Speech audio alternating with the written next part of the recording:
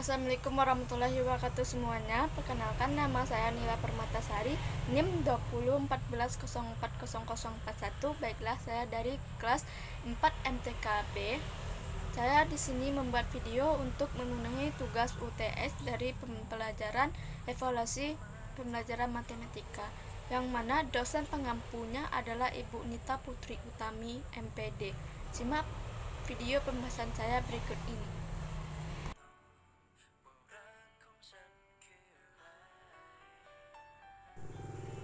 Baiklah, saya akan menjelaskan materinya, yaitu tentang UTS, evaluasi pembelajaran matematika, yang mana dalam materi 1 sampai materi 7.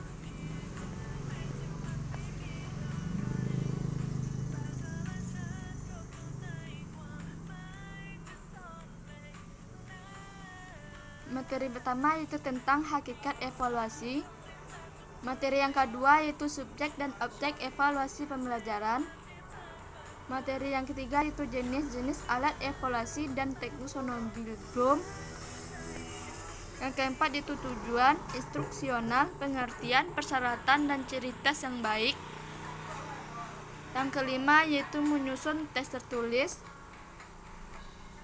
Yang keenam yaitu pemahaman konsep, komunikasi, penalaran, matematik, pemecahan masalah.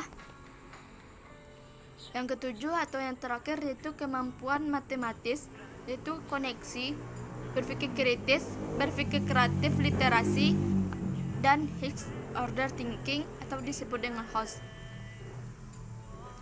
Materi pertama yaitu tentang hakikat evaluasi.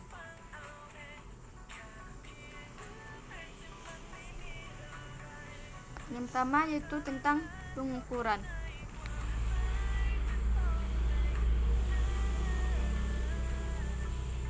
Pengukuran adalah proses penetapan ukuran terhadap suatu gejala menurut aturan tertentu atau dalam kurung Wayford 1982.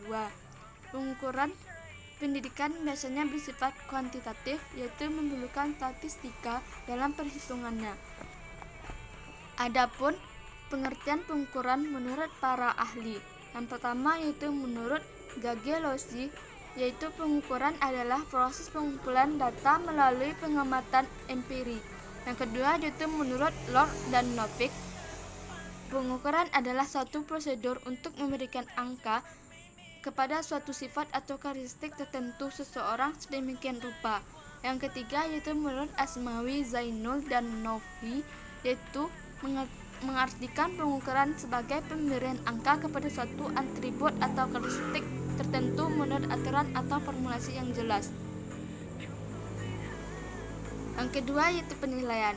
Penilaian adalah sebuah proses pengumpulan data untuk menentukan sejauh mana dan dalam hal apa bagaimana ketercapaian tujuan pendidikan, apa dan bagaimana yang belum tercapai dan apa yang menjadi penyebabnya, serta apa yang tidak jadi lanjutannya.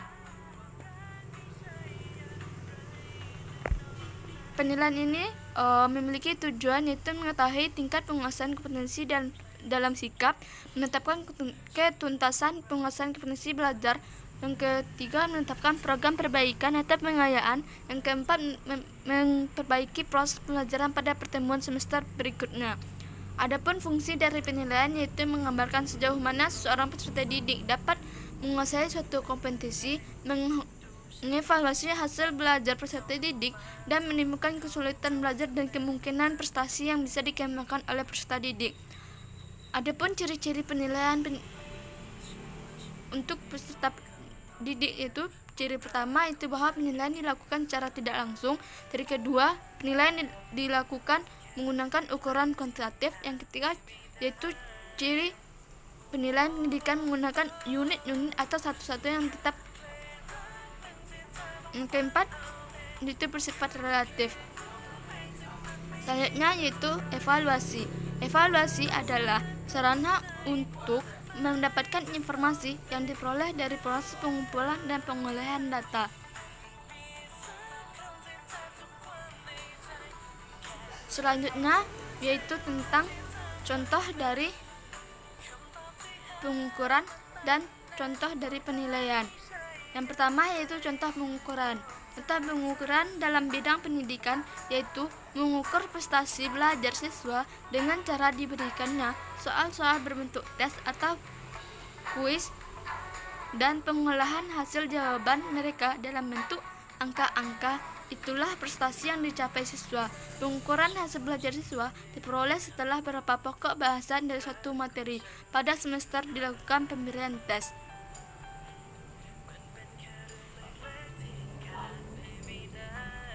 Yang dikenal dengan istilah EHB atau evaluasi hasil belajar, yang hasil berupa nilai hasil belajar. Selanjutnya yaitu tentang contoh dari penilaian.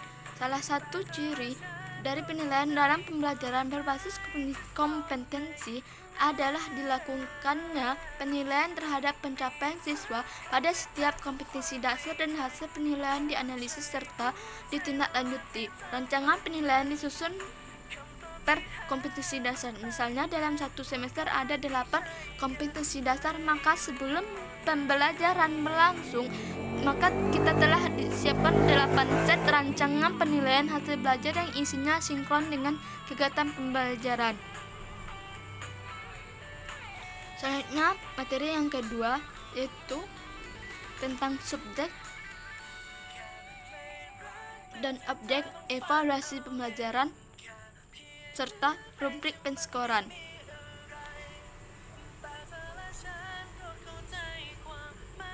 Yang pertama yaitu subjek evaluasi. Subjek evaluasi adalah orang yang melakukan penilaian. Subjek atau pelaku evaluasi pendidikan ialah orang yang melakukan pekerjaan evaluasi dalam bidang pendidikan. Subjek evaluasi pendidikan di sekolah akan sangat bergantung pada ditentukannya oleh suatu aturan yang menetapkan pembagian tugas untuk melakukan evaluasi tersebut. Jadi, subjek evaluasi pendidikan itu dapat berbeda orangnya. Adapun beberapa syarat untuk seseorang menjadi subjek evaluasi diantaranya adalah 1. Mampu melaksanakan, 2. Cermat, yang ketiga objektif, dan keempat sabar dan tekun, dan kelima yaitu orang-orang yang memiliki hati-hati dan orang-orang yang memiliki bertanggung jawab. Selanjutnya yaitu objek evaluasi dalam ranah kognitif, afektif, dan psikomotorik. Dalam objek atau sasaran evaluasi pembelajaran adalah segala sesuatu yang menjadi titik pusat pengamatan karena evaluator menginginkan informasi tentang sesuatu tersebut. Jika dikaitkan dengan pembelajaran, maka objek evaluasi adalah anak didik. Namun, jika dikaitkan dengan pengajaran, tentu saja objek evaluasi adalah para pendidik. Maka dari itu, objek penilaian tersebut dibagi menjadi 3 ranah, yaitu pertama ranah kognitif, yang kedua yaitu ranah afektif, dan ketiga yaitu ranah psikomotorik. Mari kita bahas yang pertama yaitu ranah kognitif. Ranah kognitif adalah ranah yang mencakup kegiatan mental atau otak. Menurut Bloom, segala upaya yang menyangkut aktivitas otak adalah termasuk dalam ranah kognitif. Dalam ranah kognitif tersebut terdapat ada 6 jenjang proses berpikir, diantaranya yaitu pengetahuan, hafalan, ingatan. Yang kedua itu pemahaman, yang ketiga itu penerapan, yang keempat adalah analisis, yang kelima adalah sintesis, yang keenam adalah penilaian, penghargaan, dan evaluasi. Yang kedua itu ranah afektif. Ranah afektif yaitu ranah yang berkenaan dengan sikap dan nilai seorang pendidik. Sikap pada dasarnya adalah merupakan bagian dari tingkah laku manusia sebagai gejala atau gambaran kepribadian yang memuncar keluar pada saat proses proses pembelajaran. Yang ketiga yaitu ranah psikomotorik. Ranah psikomotorik adalah kepribadian atau yang disebut suatu yang dapat pada diri seseorang yang menampakkan bentuknya dari tingkah lakunya sebelum mengikuti program pendidikan tertentu. Ranah psikomotor ini adalah ranah yang berkaitan dengan keterampilan atau skill atau kemampuan bertindak setelah seseorang menerima pengalaman belajar tertentu. Hasil psikomotor tampak dalam bentuk keterampilan, skill, dan kemampuan bertindak individu. Adapun 6 tingkatan keterampilan diantaranya yaitu gerakan refleks, keterampilan pada gerakan dasar, kemampuan perseptual yang termasuk di dalam membedakan visual, auditif, motoris, dan lain. Yang keempat itu kemampuan dalam bidang fisik, misalnya kekuatan, harmonis, dan ketetapan. Yang kelima yaitu gerakan skill, mulai dari keterampilan sederhana sampai keterampilan yang kompleks.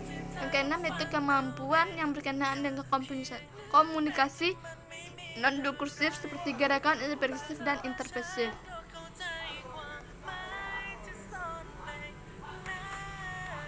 Selanjutnya yaitu tentang evaluasi dalam ranah kognitif, afektif, dan psikomotor.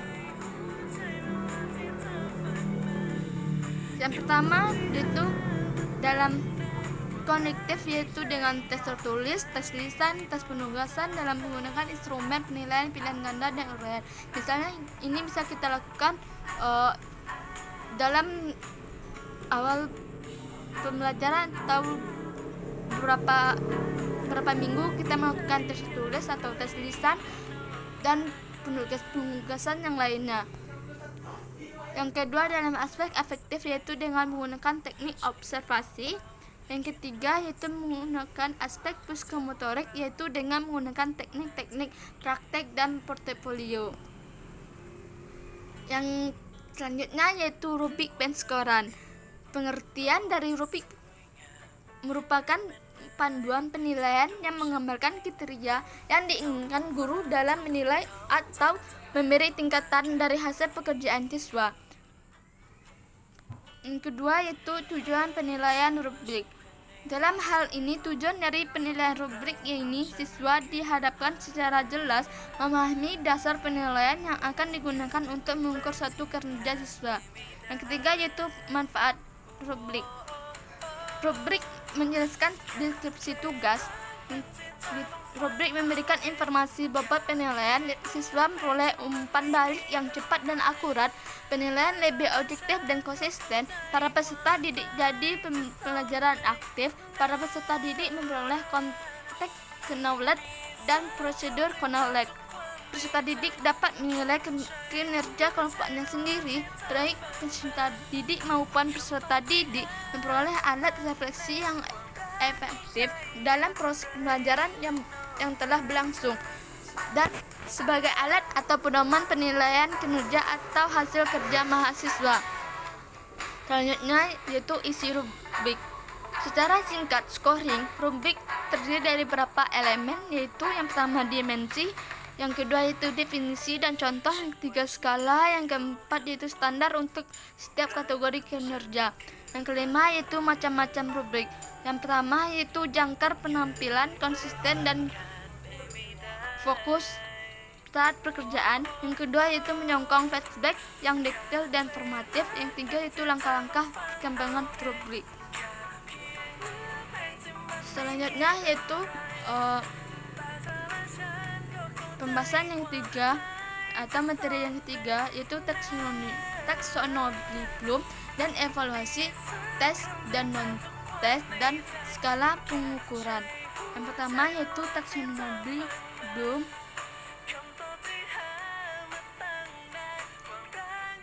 Taksonomi adalah sebuah kerangka untuk mengklasifikasikan pernyataan-pernyataan yang digunakan untuk memprediksi kemampuan peserta didik dalam belajar sebagai hasil dari kegiatan pembelajaran.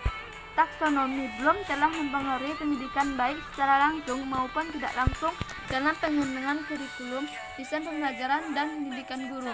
Hal ini terbukti dalam Handbook atau taksonomi Bloom beserta dengan contoh-contoh yang ditengahkan di dalamnya. Kerap kali dikutip dalam banyak sekali buku teks tentang pengukuran atau measurement kurikulum dan pendidikan (Adamson dan Peraturan 2010).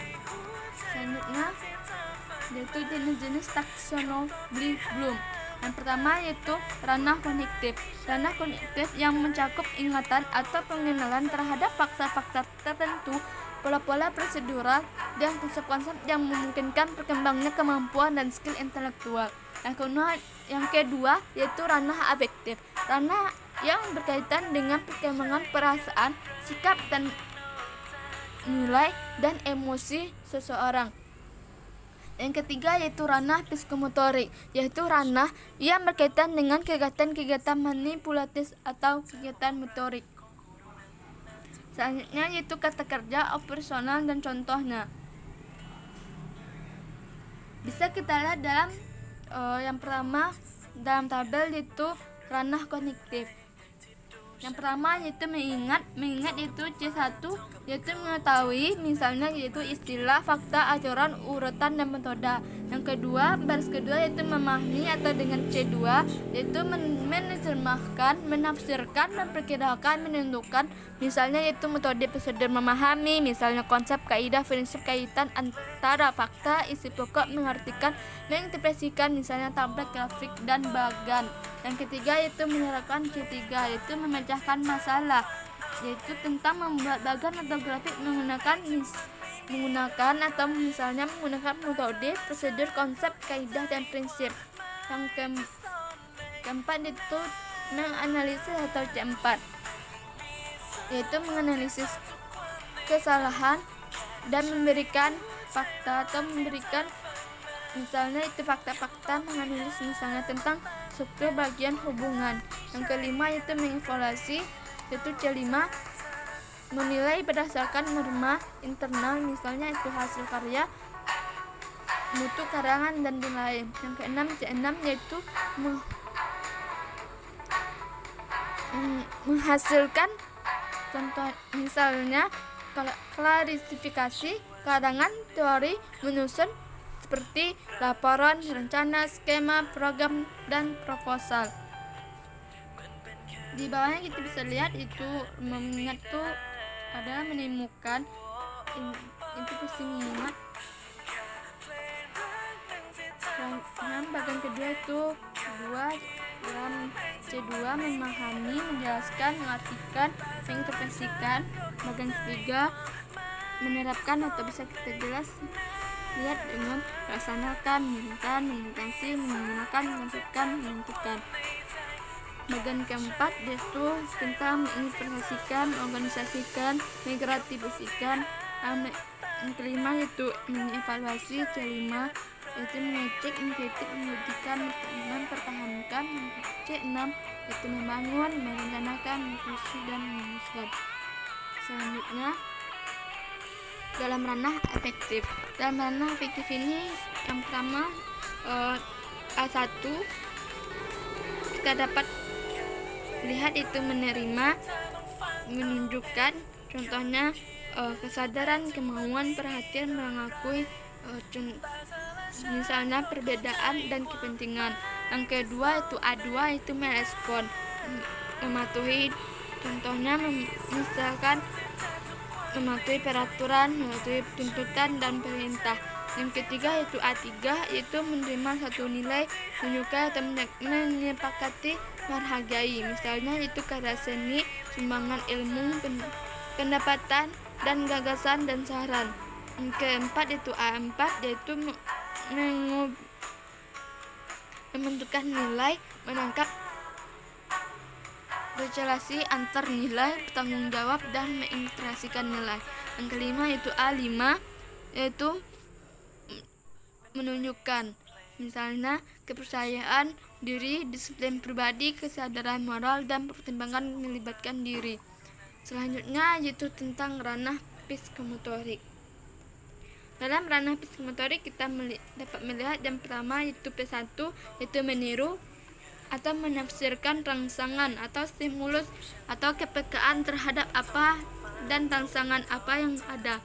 Yang kedua itu P2 yaitu manipulasi diri secara fisik. Yang ketiga itu P3 yaitu presi berkonsentrasi untuk menghasilkan ketepatan. Yang keempat itu P4 yaitu artikulasi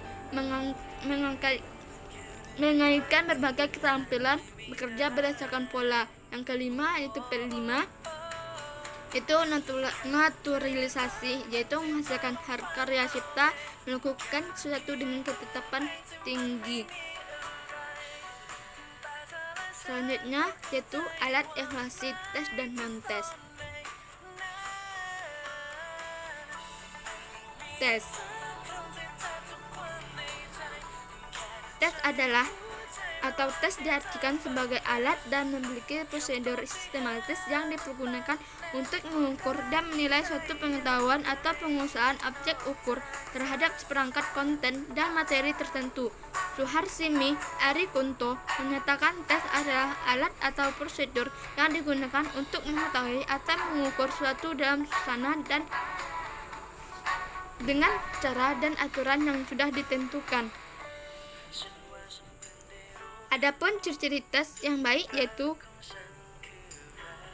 tes yang valid, yaitu tes yang tepat dalam mengukur. Yang kedua itu tes reliable atau tes yang tepat dalam mengukur.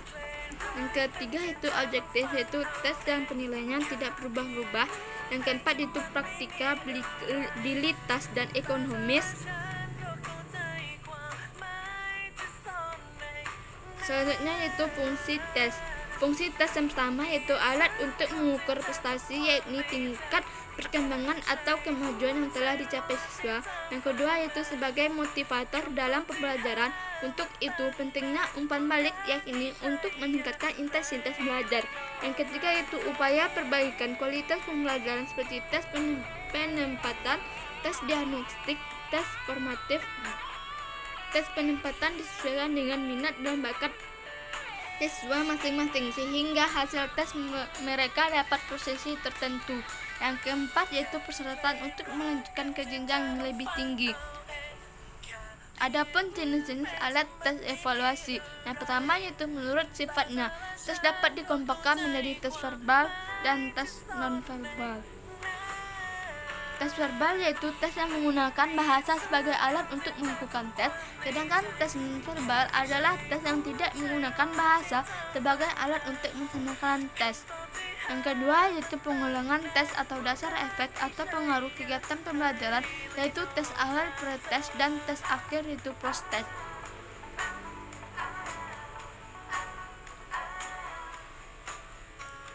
Yang ketiga yaitu berdasarkan aspek tes terbagi atas 5 golongan. Yang pertama itu tes inteligensi, yang kedua tes kemampuan atau aptitude tes, yang ketiga yaitu tes sikap atau attitude tes, yang keempat yaitu tes kepribadian personality tes. Yang kelima yaitu tes hasil belajar atau assessment test. Selanjutnya yang keempat yaitu pengulangan tes atas dasar jumlah peserta yang mengikuti tes, yaitu tes individu dan tes kelompok. Yang kelima yaitu menurut bentuk soalnya tes dikelompokkan menjadi 2, yaitu tes uraian dan tes objektif. Tes objektif adalah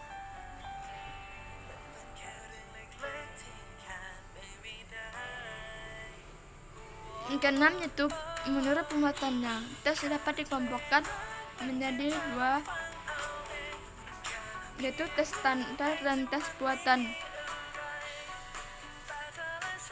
Selanjutnya tes objektif. Tes objektif adalah tes pengukuran yang berdasarkan pada penilaian aturan ampun siswa dengan soal yang jelas, jawaban yang benar atas yang salah, soal dengan bobot nilai yang tetap. Selanjutnya tes struktur. Tes struktur adalah alat pengukur yang disusun berbentuk kata berstruktur atau berbentuk. Dimaksud adalah pembuat soal mengonstruksi instrumen ini sedemikian rupa sehingga responden menjawab dengan jawaban yang singkat atas pertanyaan yang diberikan. Selanjutnya itu tes uraian. Tes uraian adalah tes yang jawabannya diberikan dalam bentuk menuliskan pendapat berdasarkan pengetahuan yang dimiliki. Selanjutnya non-tes atau alat non-tes. Non-tes adalah cara penilaian hasil belajar peserta didik yang dilakukan tanpa menguji peserta didik, tetapi dengan melakukan pengamatan secara sistematis. Adapun macam-macam dari evaluasi non-tes ini, yang pertama yaitu angket. Angket adalah alat untuk mengumpulkan data yang berupa pernyataan yang disampaikan kepada responden yang dijawab secara tertulis. Angket memiliki 4 jenis, yaitu angket langsung, angket tak langsung, angket tertutup, dan angket terbuka. Kedua itu wawancara.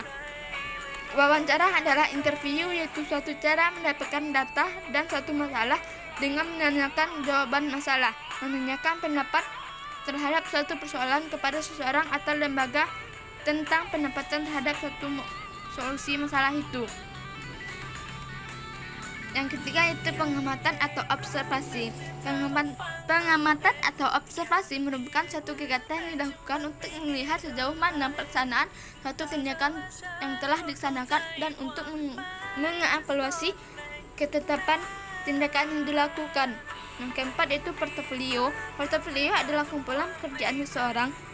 Dalam bidang pendidikan, portofolio berarti kumpulan dari tugas-tugas siswa. Penilaian portofolio pada dasarnya adalah menilai karya-karya individu untuk suatu pelajaran tertentu. Selanjutnya yaitu skala pengukuran. Skala pengukuran adalah merupakan kesepakatan yang digunakan sebagai acuan untuk menentukan panjang pendek interval yang ada dalam alat ukur. Sehingga alat ukur tersebut bila digunakan dalam penelitian akan menghasilkan data kuantitatif. Selanjutnya yaitu macam-macam skala. Yang pertama yaitu skala nominal. Skala nominal adalah skala yang paling sederhana, disusun menurut jenis kategorinya atau fungsi bilangan, hanya sebagai simbol untuk membedakan suatu karakteristik dengan karakteristik lainnya.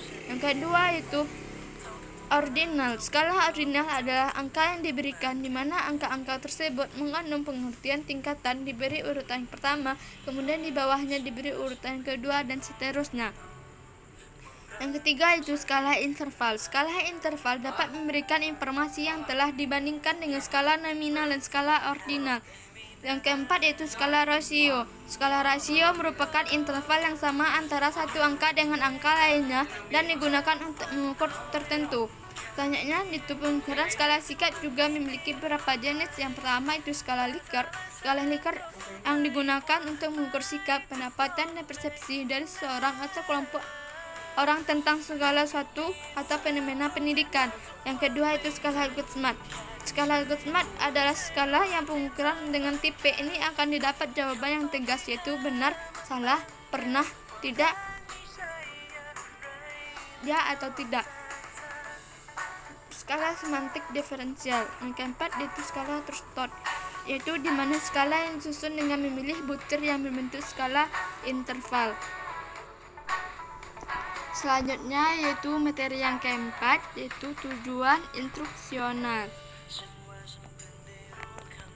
Yang pertama yaitu pengertian.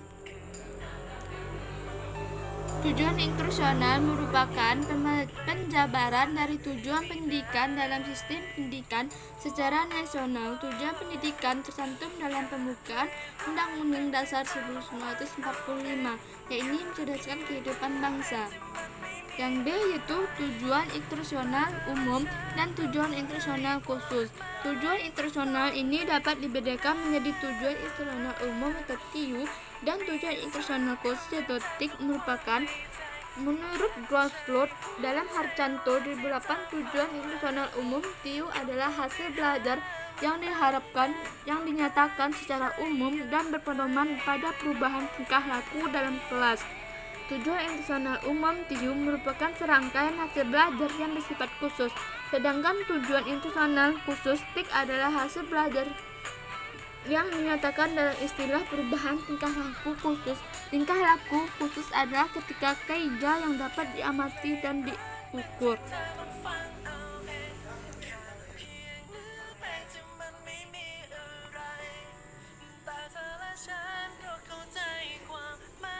Selanjutnya itu contoh tujuan instruksional dalam pembelajaran matematika. Adapun contoh tujuan instruksional umum TIU menurut Fumawan 2005 pada pokok bahasan bangunan datar mata pelajaran matematika adalah siswa memahami pengertian dan fungsi bangunan datar serta mampu menerapkannya dalam pekerjaan sehari-hari.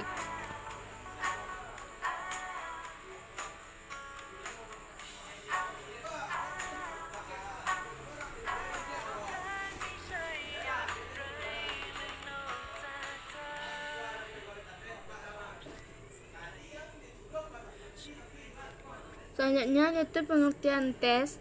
Tes menurut harfiah, tes berasal dari bahasa Prancis yaitu ekna atau dengan arti piring untuk menyisihkan logam-logam mulia. Maksudnya dengan menggunakan alas berupa piring itu akan dapat diperoleh jenis-jenis logam mulia yang nilainya sangat tinggi. Dalam bahasa Inggris ditulis dengan tes, yang dalam bahasa Indonesia diterjemahkan dengan tes, ujian atau percobaan. Yang selanjutnya yaitu persyaratan tes. Persyaratan tes yang pertama yaitu menyangkut tes, yang kedua yaitu menyangkut penganalisasian dalam pelaksanaan. Selanjutnya yaitu fungsi tes. Secara umum, menurut Sudjono ada dua macam fungsi yang dimiliki oleh tes. Yang pertama yaitu sebagai alat pengukuran terhadap peserta didik, yaitu dalam hubungannya ini tes berfungsi mengukur tingkat perkembangan atau kemajuan yang telah tercapai oleh peserta didik setelah mereka menempuh proses belajar mengajar dalam waktu yang tertentu. Yang kedua itu sebagai alat pengukuran keberhasilan program pengajaran, sebab melalui tes tersebut dapat diketahui sudah berapa jauh program pengajaran yang telah ditentukan yang telah dapat dicapainya.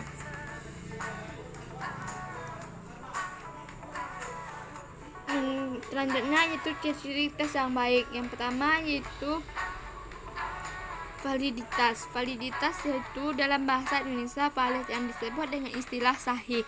Suatu tes hasil belajar dapat dikatakan tes yang valid apabila tes tersebut betul-betul dapat mengukur hasil belajar. Kedua yaitu reliabilitas.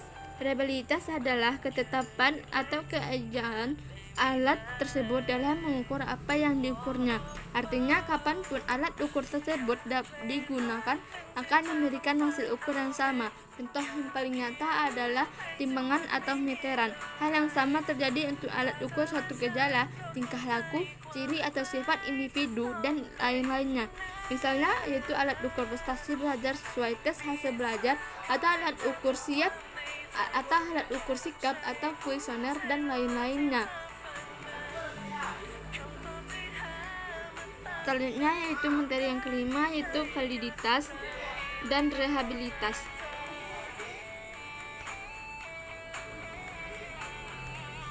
Yang pertama yaitu validitas. Validitas adalah suatu alat evaluasi yang disebut dengan valid atau absah atau sahih apabila alat tersebut mampu mengevaluasi apa yang seharusnya dievaluasi.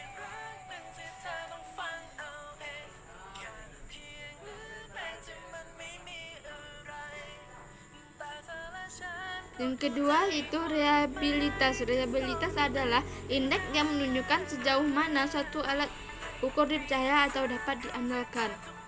Selanjutnya yaitu jenis-jenis validitas. Validitas yang pertama yaitu validitas logik atau teoretik. Yaitu validitas teoretik atau validitas logik adalah validitas alat evaluasi yang digunakan berdasarkan pertimbangan atau judgement teoretik atau logika yang digunakan oleh para ahli atau orang-orang yang dianggap ahli atau orang-orang yang menvalidasi tersebut sebagai validator. Selanjutnya yaitu validitas kriterium atau validitas empirik. Menurut Sugiono 2010 183 bahwa instrumen penelitian yang merupakan atau yang mempunyai validitas eksternal yang tinggi mengakibatkan hasil penelitian mempunyai validitas eksternal yang tinggi pula. Validitas empiris adalah validitas yang ditentukan berdasarkan kriteria, baik kriteria internal maupun kriteria eksternal. Kriteria internal adalah tes atau instrumen itu sendiri yang menjadi kriteria. Dapat dicontohkan adalah validitas butir yang di dalamnya berupa untuk menganalisis apakah ada kesesuaian antara seekor butir dengan seekor total instrumen, yang berarti dijadikan kriteria adalah instrumen itu sendiri.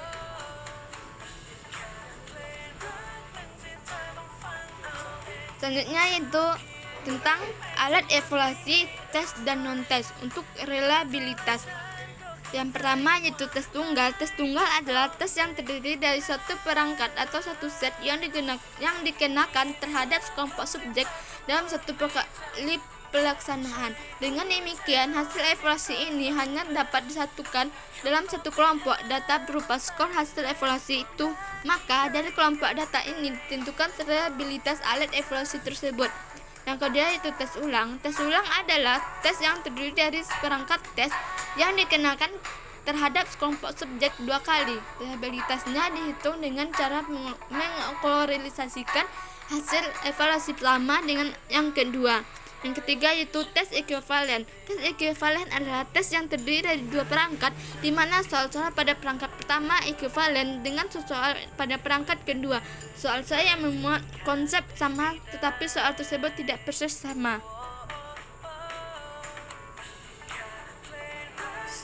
Selanjutnya, materi yang keenam yaitu kemampuan matematis. Kemampuan matematis yang pertama itu pemahaman konsep. Artinya adalah bukan hanya sekedar mengingat fakta, akan tetapi berkenaan dengan kemampuan menjelaskan, menerangkan, menafsirkan, atau kemampuan menangkap makna. Konsep adalah suatu kelas ataupun kategori stimulus yang memiliki ciri umum. Adapun pengertian dari kemampuan matematis. Kemampuan matematis adalah kemampuan untuk menghadapi permasalahan baik dalam matematika maupun kehidupannya. Selanjutnya itu jenis-jenis pemahaman konsep. Yang pertama yaitu menurut Polya, pemahaman yaitu pemahaman mekanikal, pemahaman indukatif, dan pemahaman intuitif. Yang kedua menurut Polstek, yaitu pemahaman computation dan pemahaman fungsional. Yang ketiga menurut Copilot, yaitu knowing how to dan knowing. Yang keempat menurut Scape, yaitu pemahaman relasional dan pemahaman instrumental. Selanjutnya yaitu tentang indikator pemahaman konsep. Nah, di sini kita dapat lihat indikator pemahaman konsep. Yang pertama menurut Sanjaya 2009, indikator pemahaman konsep diantaranya yaitu mampu menerangkan secara verbal mengenai apa yang telah dicapainya. Yang kedua itu mampu menyajikan situasi matematika ke dalam berbagai cara serta mengetahui perbedaan. Yang ketiga mampu mengklasifikasikan objek-objek berdasarkan dipenuhi atau tidaknya persyaratan membentuk konsep tersebut. Yang keempat itu menerapkan atau mampu menerapkan hubungan antara konsep dan prosedur. Yang kelima yaitu mampu memberikan contoh dan kontra dari konsep yang dipelajari. Yang keenam itu mampu menerapkan konsep secara algoritma. Yang ketujuh itu mampu mengembangkan konsep yang telah dipelajari. Sedangkan indikator menurut Depdignas Fajar 2003,213, indikator kemampuan pemahaman konsep adalah sebagai berikut. Yang pertama itu menyatakan ulang sebuah konsep. Yang kedua yaitu mengklasifikasikan objek-objek menurut sifat-sifat tertentu yaitu sesuai dengan konsepnya. Yang ketiga yaitu memberi contoh dan non-contoh dari konsep. Yang keempat yaitu menyajikan konsep dalam berbagai bentuk representasi matematis. Yang kelima yaitu mengembangkan syarat perlu atau syarat cukup dari konsep. Yang kelima yaitu menggunakan prosedur atau operasi tertentu. Yang ketujuh yaitu mengaplikasikan konsep atau algoritma pemecahan masalah. Selanjutnya yaitu kemampuan komunikasi matematik.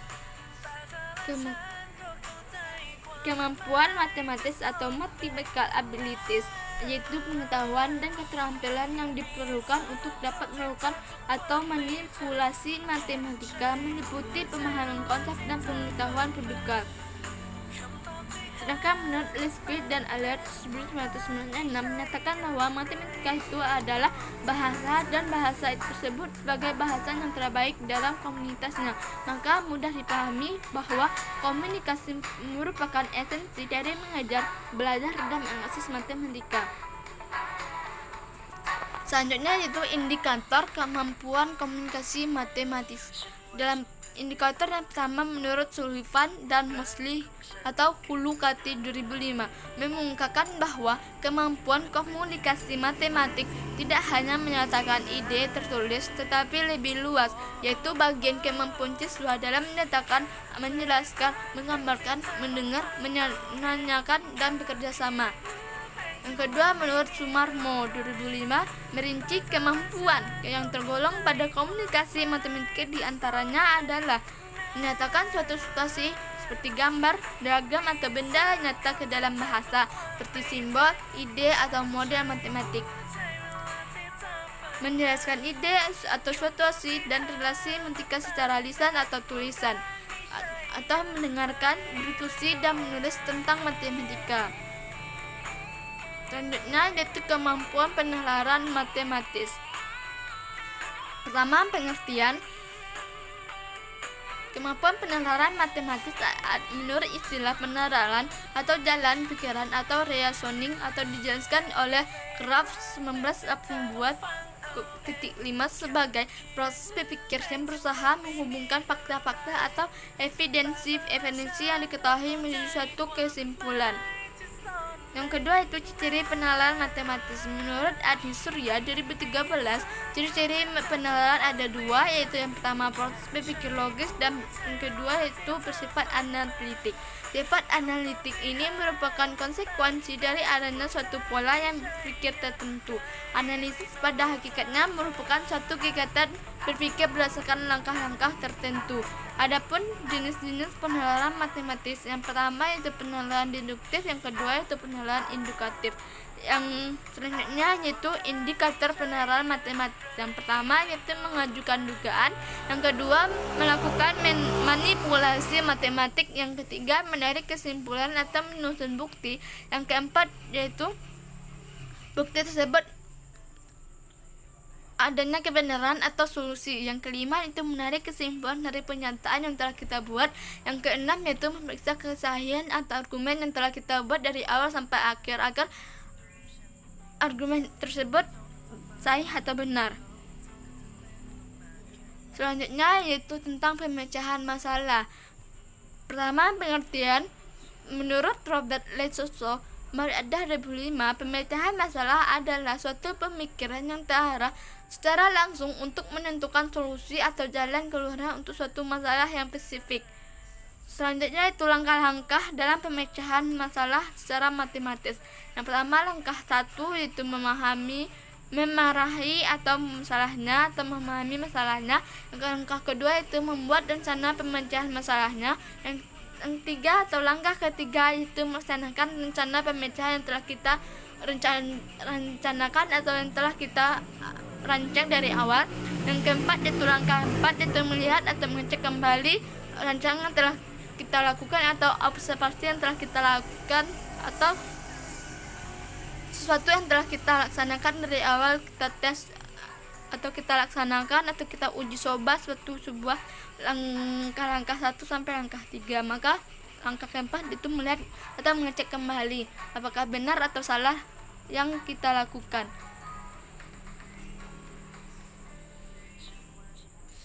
Yang ketiga yaitu indikator dari pemecahan masalah. Indikator pemecahan masalah terbagi atas 4. Yang pertama yaitu menyelidiki dan mengerti dari isi matematik. Yang kedua itu menerapkan penggabungan strategi pemecahan masalah matematika. Yang ketiga yaitu mengenal dan merumuskan permasalahan di situasi yang diberikan. Yang keempat yaitu menerapkan proses dari model matematika untuk di situasi dunia nyata. Selanjutnya yaitu materi yang terakhir yaitu kemampuan matematis, yaitu koneksi, berpikir kritis, berpikir kreatif, literasi, high order thinking. Yang pertama yaitu koneksi. Koneksi pengertiannya yaitu koneksi berasal dari kata connection dalam bahasa Inggris yang diartikan hubungan. Koneksi secara umum adalah suatu hubungan atau keterkaitan. Koneksi dalam kaitannya dengan matematika yang disebut dengan koneksi matematika dapat diartikan sebagai keterkaitan secara internal dan eksternal. Yang kedua yaitu indikator kemampuan koneksi matematis. Indikator kemampuan koneksi matematis terbagi atas 4. Yang pertama yaitu mencari dan memahami hubungan berbagai representasi, konsep, dan prosedur. Yang kedua yaitu menggunakan matematika dalam bidang studi lain atau kehidupan sehari-hari. Yang ketiga yaitu memahami representasi, ekuivalen, konsep, atau prosedur yang sama. Yang keempat yaitu mencari koneksi satu prosedur ke prosedur lain dalam representasi yang ekuivalen.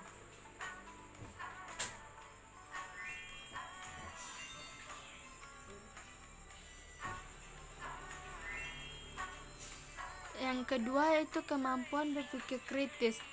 Yang pertama yaitu pengertian. Pengertian kemampuan berpikir kritis menurut Pasher 2011 mendefinisikan berpikir kritis sebagai kemampuan untuk menginterpretasikan, menganalisis, dan mengevaluasi ide dan argumen.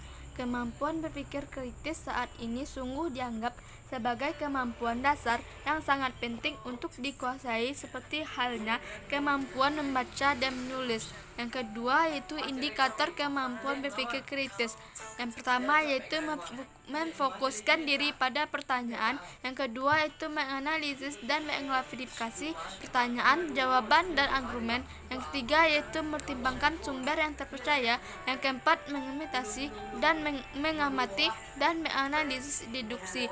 Yang kelima yaitu menginduksi dan menganalisis induksi. Yang keenam yaitu merumuskan eksplanatori. Yang ketujuh yaitu kesimpulan dan hipotesis. Yang delapan yaitu menarik pertimbangan yang bernilai. Yang kesembilan yaitu menetapkan suatu aksi.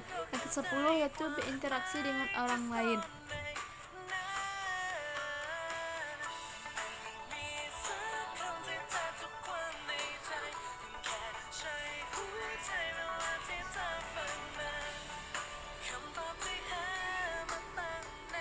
Selanjutnya yaitu kemampuan pemikiran kreatif. Yang pertama pengertian. Menurut John Stott 2014 dalam 214 mengatakan bahwa berpikir kreatif adalah sebuah kebiasaan dari pikiran yang dilatih dengan memperhatikan atau memerhatikan intuisi, menghidupkan imajinasi, mengungkapkan kemungkinan-kemungkinan baru, membuka sudut pandang yang menakutkan, dan membangkitkan ide-ide yang tidak terduga. Ia juga menyatakan bahwa berpikir kreatif merupakan kegiatan mental yang memupuk ide-ide asli dan pemahaman baru. Dengan demikian, kedua itu indikator kemampuan berpikir kreatif. Yang pertama itu kelancaran atau fluency. Yang kedua itu fleksibilitas atau flexibility. Yang ketiga itu elaborasi atau elaboration. Yang keempat yaitu originalitas atau originality.